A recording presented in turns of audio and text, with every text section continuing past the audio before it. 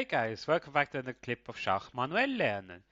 Today I'm going to show you some highlight of my recent played rapid games. So here I had the white pieces and we have an interesting endgame, bishop against knight, and my idea is to reroute the knight here to win this pawn, and with the pass pawn that I have to win the game. So I played knight f1, bishop c8, knight e3, king c6, h4, and now I just wanted to make sure that his pawns are on the same color like his bishop, that he can just defend. And after bishop d7, I played c5. Here I noticed something, and it's also important for you guys. Um, it's not really easy to win this pawn because, let's say, after capture, capture, black doesn't have to capture this pawn, but instead, because we are now out of the square, black can simply push his pawn, and then at the end he will be faster than I, and that's how I would lose the game. So it's not really easy to just win this pawn. That's why my approach was c5, and then I rerouted a bit the knight. And here I realized, yeah, same thing. King e5 doesn't really help because then he can just push. So, yeah, I made a bit some knight moves, and after king there I made c6. Uh, yeah, and after king b6, objectively it's a draw. But then I tried something with h5, bishop goes there, knight g5. And here black made a mistake. He just should have returned and everything is fine.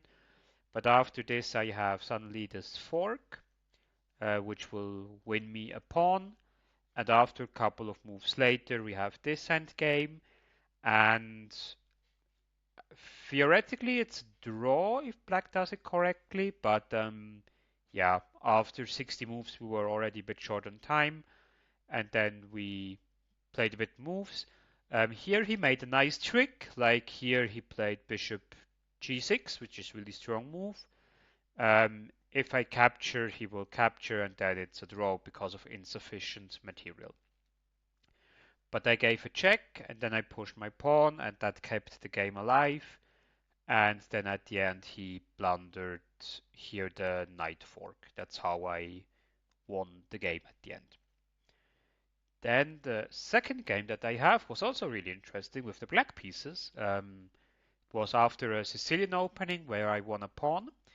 And here, last move was queen capture c4, and white captures here on d6.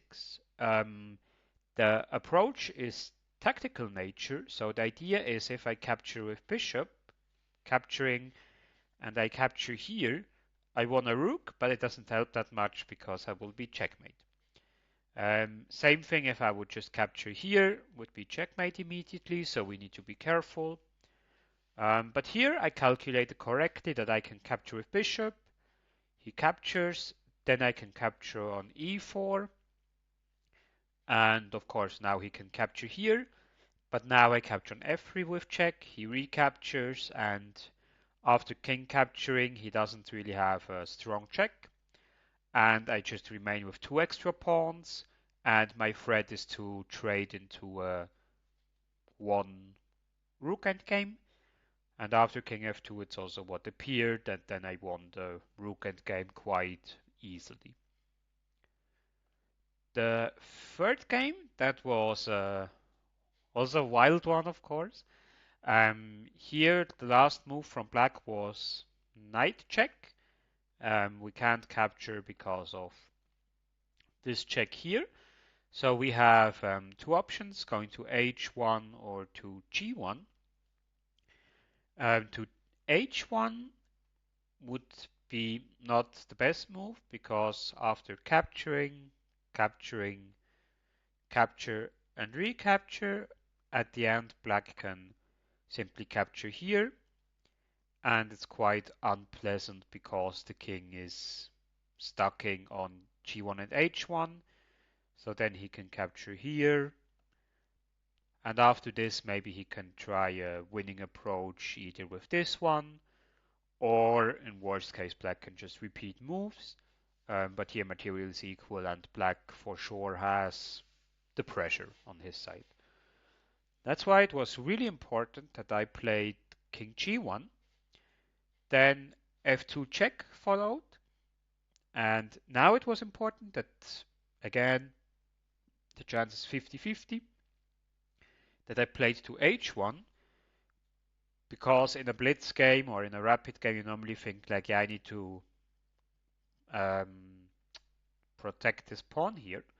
But then the problem is the knight comes with a deadly fork, and of course, most important piece that we will lose is the queen. So that's why after the check, then I went to h1, and now the difference is, yeah, well, he captured here, but also, let's say if we have the same line like before, the difference now is that the pawn is on f2, so it means after capturing here, I have king g2. Now it defends this pawn, and I can, yeah, go out on f3. He decided to play differently. He captured on h3. It's more or less the same. I was forced to capture and then capture, capture, capture. And then here I captured the pawn. And after this one, my knight is pinned. So I play king g1, e3 is gone, rook e1, knight to c4. Now I thought for some time about giving a check, but it helps a bit more black at the end to activate his king. Of course, I will remain with a pawn extra, but somehow I didn't like that his king is back in the game.